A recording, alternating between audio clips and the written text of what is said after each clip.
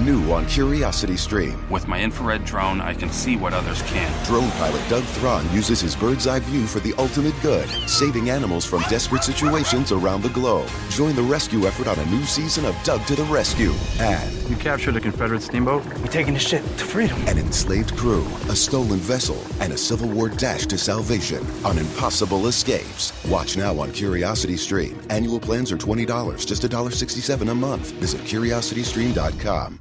This podcast is brought to you by the Washington State Department of Health. As we continue to listen, learn, and grow, we are amplifying Black voices and perspectives in an effort to start a new COVID-19 vaccine conversation. We're sharing stories intended to help us navigate this unprecedented time together and to co-create solutions in support of the Black community. Hear these stories at weconsiderwa.org.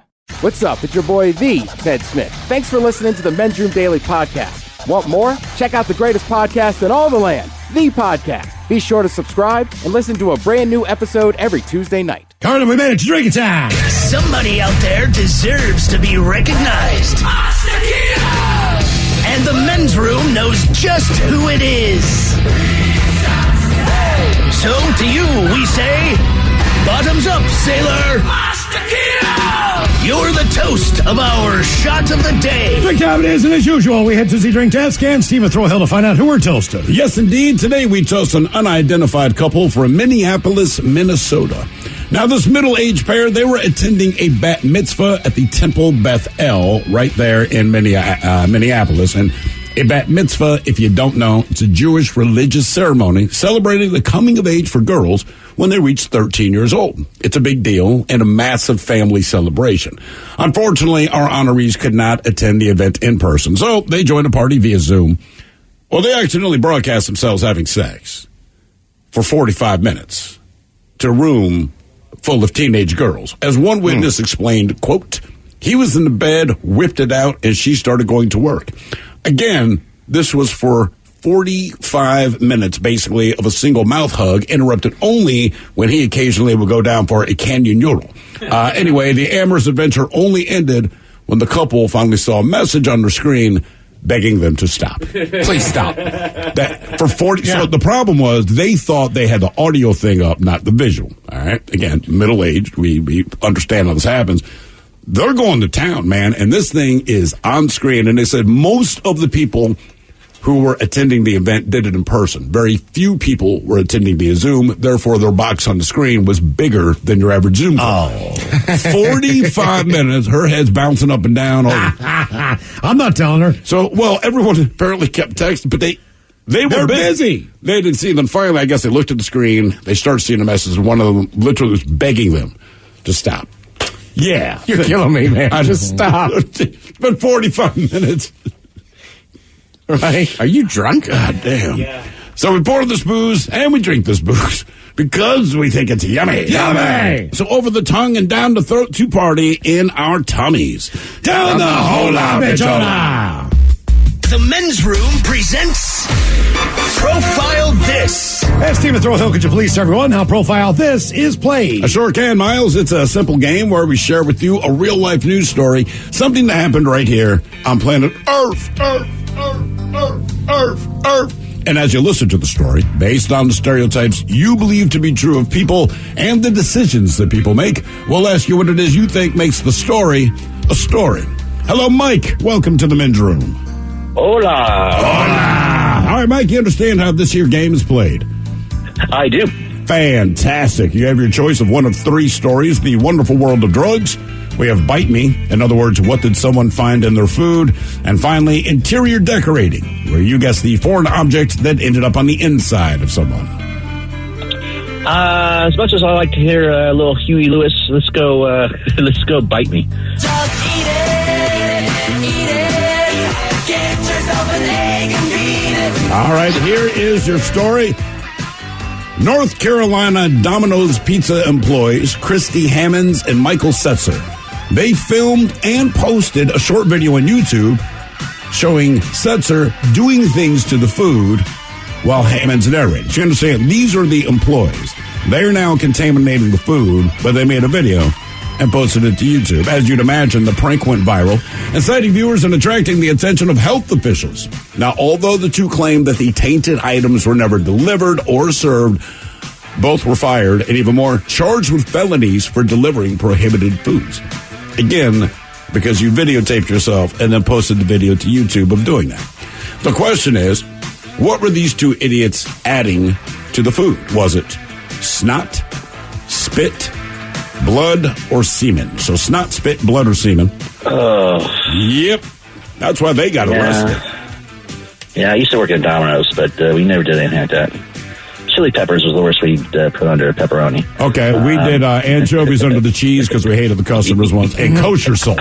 But when you looked at it from the top, it just looked like a normal pizza. But all right, we got just like a crazy amount of salt. Here was the problem: the place I worked, it was a late night joint. People came in when the bars closed to get pizza. Because it was so crowded, they convinced the owners they placed an order and had been waiting for 20 minutes. It wasn't true. Me and my coworkers saw them walk in, saw the gag they were trying to pull. The owners don't know that. They yelled at us to, hey, expedite these guys. Sure. And there's like high-fiving and all this crap. I said, sure. They ordered a pepperoni pizza extra large. So we laid down the dough. We put down the sauce. We took about half a box of kosher salt, took all the anchovies we had, then covered it with cheese, pepperonis. So understand, at the end of the night when we closed, I'll always remember this, we opened the front door to take out the trash. There was one slice of pizza with a single bite taken out of it. It was now sitting on the ground upside down. There was clearly half-chewed pizza that had been spit into a tree, and the rest of the pizza sitting on the side. Nice. Yeah, because they weren't going to come back and complain. Mike, I'm going to go semen. I'm thinking something that's going to blend in with. I didn't want to let them do semen on YouTube, though. I'm thinking snot. I'm leaning snot. What does snot? Ted think? Ted? Yeah, you're right. If it's on YouTube, that'd probably be weird. You don't want to show somebody how you got the semen. Yeah. We know how you got the semen. I mean, Yeah. Well, yeah, we know that. Man, you know what? There's other ones- I'm gonna go old school and say spit. Spit. Okay. The old standard. The old We're going to find out why these idiots got fired. Were they putting snot, spit, blood, or semen in the pizza? We'll find out next. That was a tease. New on Curiosity Stream. From time to time, we have collisions between asteroids and the Earth. We track them, we study them, we hope the big one never comes. Don't look up, it's Asteroid Rush. And alligators. They rarely get sick, they even outlasted the dinosaurs. Could they hold the secret to human longevity? Their blood could have antibacterial applications. Wade into the investigation on immortal alligators. Watch now on Curiosity Stream. Annual plans are $20, just $1.67 a month. Visit curiositystream.com. 99.9 KISW. We return to the men's room with Miles and Thrill. Categories by me on profile this. Domino's employees in North Carolina filmed themselves contaminating food. Yeah. I'll put the videos up on social media. Which is stupid. So they were fired and charges brought up against them as well. Yeah, right? felony charges. Question is, did they put snot, spit, blood, or semen in the food? And Mike, that is the very question that we asked you. Let us start with Miles Montgomery. He said semen. I went for it. No, it was not semen. Ted Smith, you went spit. I went spit. Old-fashioned. The classic. And Mike, you went with snot. Yes. You are correct. Nice work. Snot, huh? Yeah, old snot rocket. Snot rocket. This pizza's salty and delicious. I think this tomato's green. Yes. Now for all TV news all time, it's time for TV Time with Ted. And now, because your pathetic life is confined to countless hours in front of a talking box, the men's room presents TV Time with Ted. All right, your choices today. You got the Jimmys, Ellen and Kimmel. you got Bill Maher, SNL, or Ted Smith.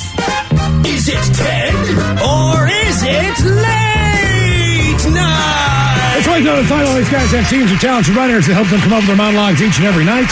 It is up to you to determine, is this an actual late night joke and from whom, or could it be a The Ted Smith original? There's a report of a shortage of popcorn headed this way from movie theaters, which doesn't matter to most people because they now will allow you to just drink the butter. SNL. Fallon. Smith. Right, I read that today and I was like, look, at the end of the day, people just want your butter. Right, they want the butter. It's not the popcorn, right? Jaylen Brown of the Celtics is now the first professional basketball player to sign with Donda Sports. That's Kanye West's company. Kanye, mid-divorce, announcing a new relationship with an NBA player. He really is a Kardashian. Is that SNL? Kimmel. Jaylen Brown of the Celtics is now the first professional basketball player to sign with Donda Sports. You know, that's Kanye West's company. Which, wow, Kanye, mid-divorce, announcing a relationship with an NBA player. He really is a Kardashian. I have to hand it to him. A new report says investors have lost $1 billion recently in buying fake crypto coins. They said it could have been worse. They could have bought real crypto coins. Fallon. Kimmel. Mar. New report says investors have lost $1 billion recently in buying fake crypto coins. They said it could have been worse. It could have been real crypto coins. There's a lot of jobs for teens this summer. They're desperate to get teenagers to help, but of course, teenagers don't want to work at fast food. Here's how you get them to take it. Tell them, look, you're not a fast food worker, you're a diabetes influencer. Fallon. Bill Maher. That's Bill Maher. You know what? There are good jobs for teenagers. They say this summer they are desperate to get teenagers to help. Of course, it's teenagers, they don't want fast food jobs. Here's how you get them to take it. Tell them, look, you're not a fast food worker. You're a diabetes influencer. So over the weekend was the MTV Movie and TV Awards. All right. So Vanessa Hutchinson was one of the hosts on there. Now, to her credit, like, I don't think comedy is her number one thing. Right. But it is kind of funny. They put together, basically every time she delivered a line, she laughed. I'm always still watching. He said, yeah, real high. She loves it. Oh, yeah. Yeehaw. Happy Pride. A lot more cleavage. And fabulous. What's happening with you? It's my kind of show. Yes, sir. Not really my style, but trust. Indeed. I'm going to come find you and give you a hug. Oh, snap. That gets old quick. Wow. Man. I mean, she sounds sweet, but like, Jesus, just doing it like that, like, oh my God, shut up. You'd have to imagine, too, that's just how she laughs about stuff in everyday life.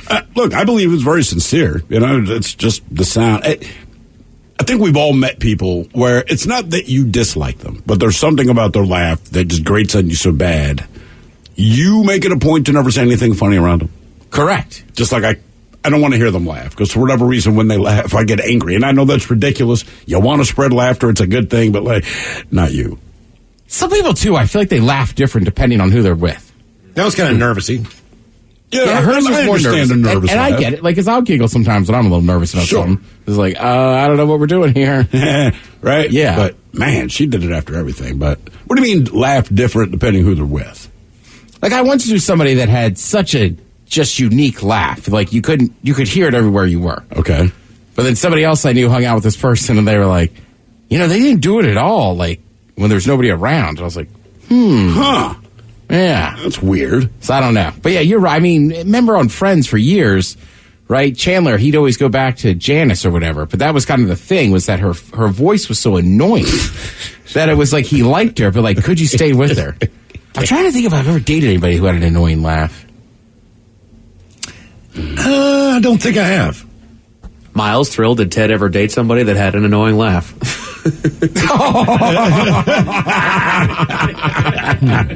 Oh, that's fair, Mike. Not so that's a fair annoying that I remember. No. Right? And that's good. Because there's like 3 people I can think of at the top of my head. And this is in the course of my life where it's like, their laugh is so ugly. You know, I mean, they're genuinely amused. I've been with a loud laugher. Yeah. Just a loud person in general. I remember we work with a guy that had dated a chick that was a super loud laugher. Correct. Oh, my God. I mean, and she truly seemed full of joy. It wasn't that, but after like 20 minutes, you're like, is she messing with me, or is that how she laughs? Like, dude, that's how she laughs. Like, oh, my God. And then you like go to a comedy club with her or something. And so, you know, a comedian's job is to make people laugh. And he's making people laugh, including her. But I guess her laugh stood out so much, even a comedian kind of stopped down the said show. something like, about it. Jesus, like, wow. I've never heard a comedian complain about someone's laughter. Right. And I think my biggest thing sometimes is that I'll like, if we're hanging out, right, like yesterday, right, like we're cooking food, we're hanging out, we're having a good time, and then I'm just dying laughing for like 30 seconds. My one buddy's like, you got to tell us what you're laughing about. And I'm like, sorry, I'm just already connecting the jokes and I'm dying laughing, So I'm definitely guilty of that. It's like, you have to explain why you're laughing. You just look like a psycho. Yeah. Not speaking, and all of a sudden there's 3 people here and you're just dying laughing at nothing. And no one said anything. Yeah. So I've been guilty of that one. But yeah, and loud laughers. But yeah, I don't know. There's very few people you meet where you're just like, oh my God, I can't make them laugh. Like, that's too much. I do remember being on a bus in Baltimore years ago, and I have no idea what this woman was talking about or who was saying what to her. I couldn't hear the conversation. She's sitting in the very back of the bus, hanging out with a couple of friends, and I'm sitting more toward the middle of the bus. Bus is packed. But she was laughing through the entire trip. She was truly, truly enjoying herself. But her laugh, you couldn't help but look at her, because it was like, that's how she laughed. And it was the entire bus ride. And everyone keeps looking at each other. And look at this woman, this old lady, she's doubled over, slapping her knee. I mean, like, she's dying, but it's just, I can't explain it, man. She maybe weighed $115. Oh, no kidding. Yeah, right. Her laugh did not match the image. When you turned around and realized who it was, you're like, how's that skinny ass broad making that deep, guttural, very sincere laugh? But she never, laughed. She just made amused noises. But there's always that weird droning. Well, sometimes it's strange, too. Like, I know people that, they don't laugh. And they'll just be like, no, I find it funny. I just don't laugh a lot. Like, well, you're creeping me out. Yeah, that's weird. Yeah. Laughter should be fairly involuntary. Like when you see a comedian, sometimes you laugh and did not know you were going to laugh. It's just your body's way of reacting to something you found amusing.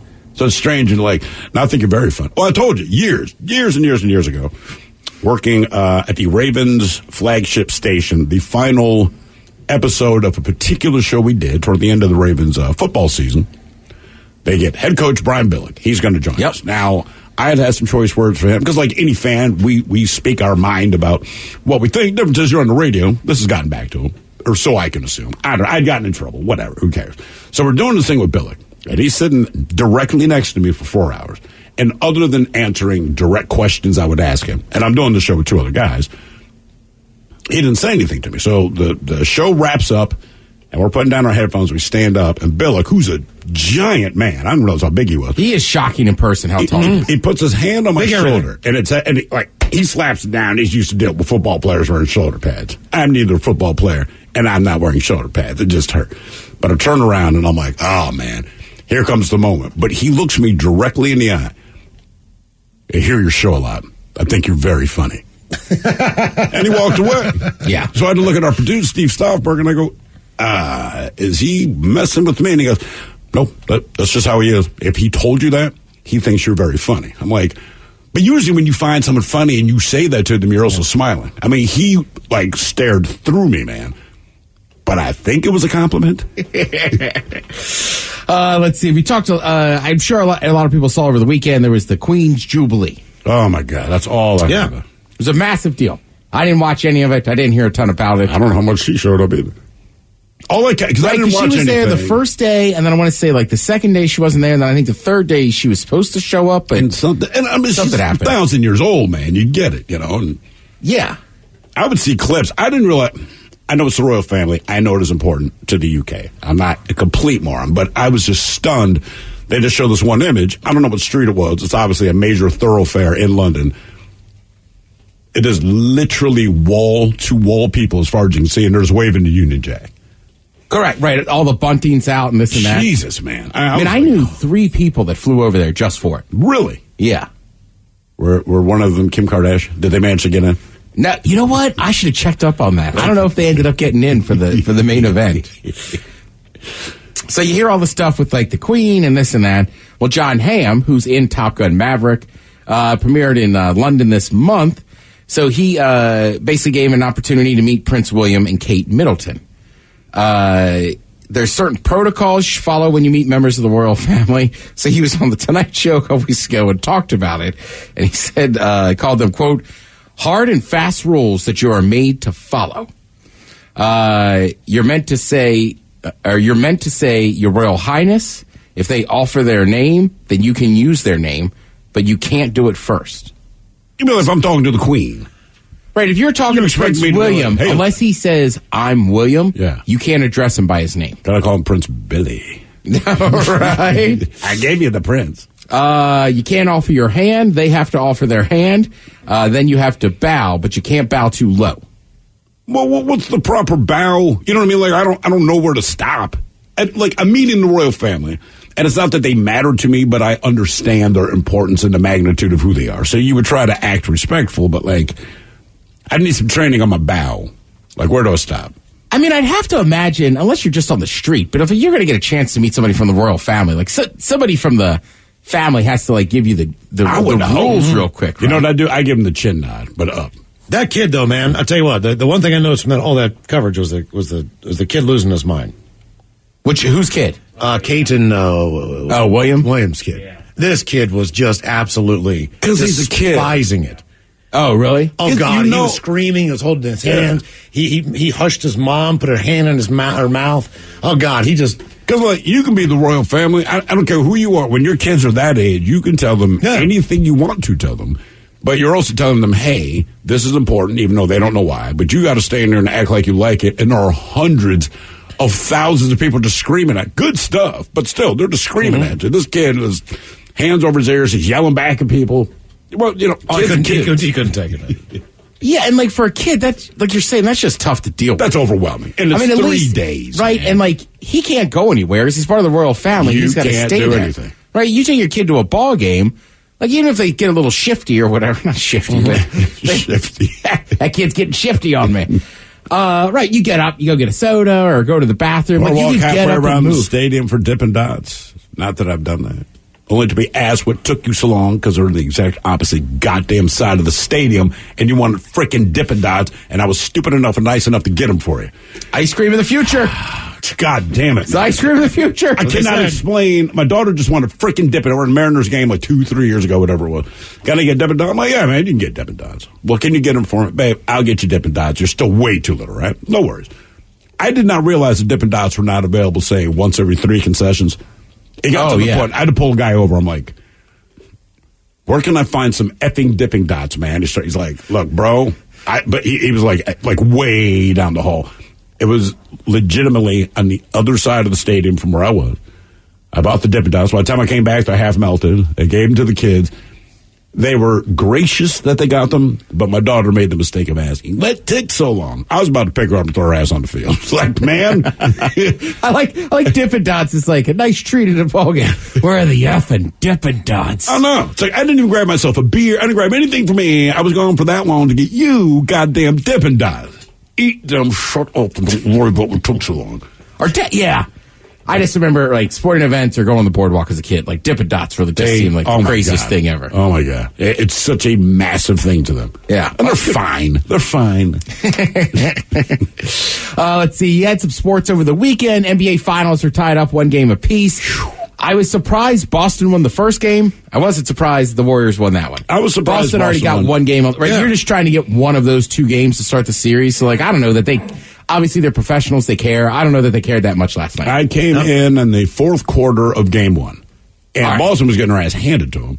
But we just left it on the TV. The wife and I are talking. We glanced back. Well, Boston's tied it up. Boston took the lead. Boston wins it. We stopped at a bar at the beginning of game 2 yesterday. And I just said, I don't know this for a fact. I just get the feeling Golden State is going to whip Boston's ass and let them know. Oh, that was an anomaly. Yeah. Well, Green graded out at 15 pancake blocks today. Which is impressive. Dude, there was a couple I was like, that is not freaking legal. That's not basketball. You got some hockey out tonight if you want to check that out.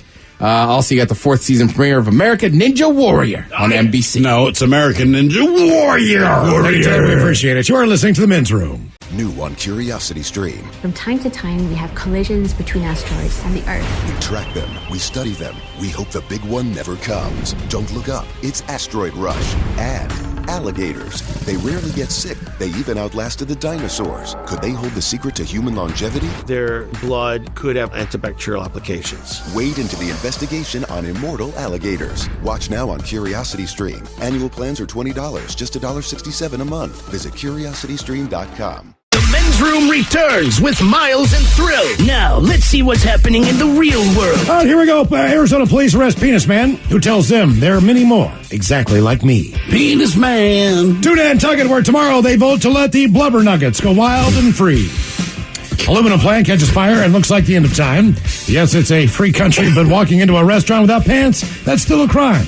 And a Texas and the highways for the world's biggest Molly Hatchet fan. It is time for your headlines.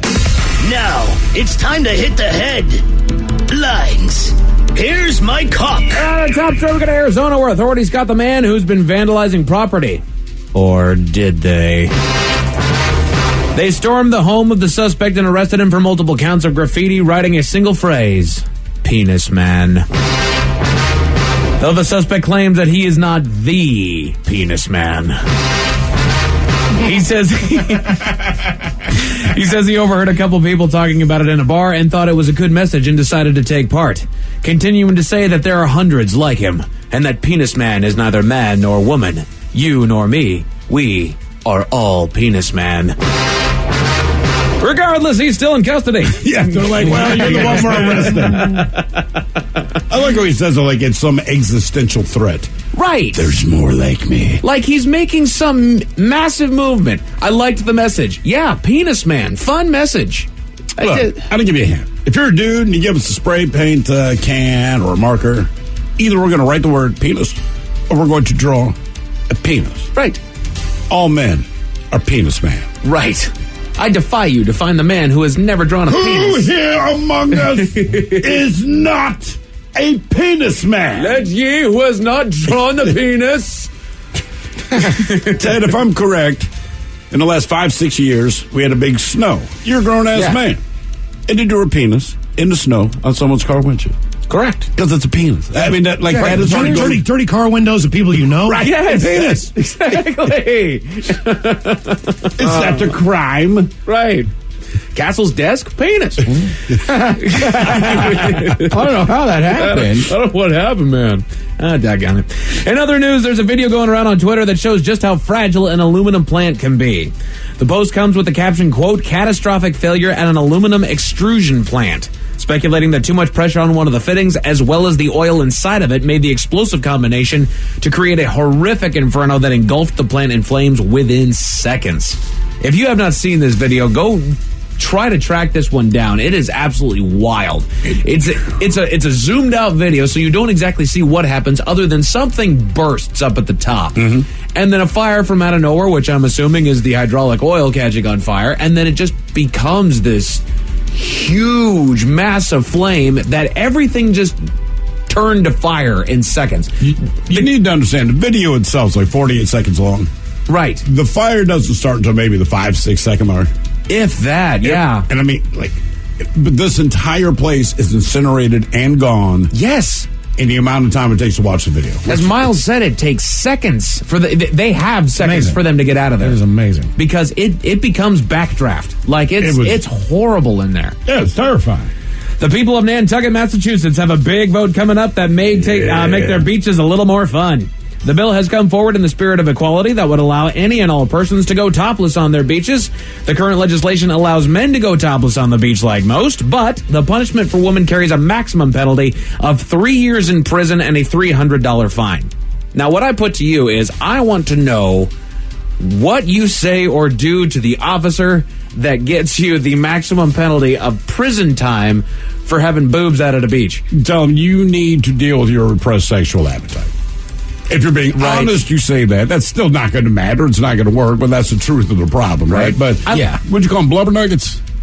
There's also, milk pillows? Right. I like to think... Sweater puppies? I like to think that if authorities found a woman that was topless on these beaches now, it would be, a hay cover-up. It would be a small fine. 3 years? Hey, what are you doing time for? I was topless at a beach in Nantucket. Someone saw my boobs. Someone saw my boobs. 3 years? Get real. Come on, man. Crazy scene from Texas that was shared by a driver with a dash cam. The story goes that the driver was cut off coming through an intersection by a black Infiniti G35, who then starts chasing after the driver. The video continues with the Infiniti driver pulling up to the side of the driver, rolling down the window, and brandishing a small axe. It is a wild look. The scene eventually ends with the Infiniti driver running up and smashing into the back of a third car before fleeing the scene. The dash cam driver stopped to help the innocent third car there. Jesus, man. Everybody relax a little. For real. However, Just I can't help but chuckle a little bit when it pans to that shot of him just carrying it like a Viking warrior riding into battle. Like, what are you going to do with that axe, man? We're going at 70 miles an hour. Yeah, if we he stop. screwed up that guy that he rear-ended, though, pretty bad. Man. He fouled him up so bad, man. Doggone it.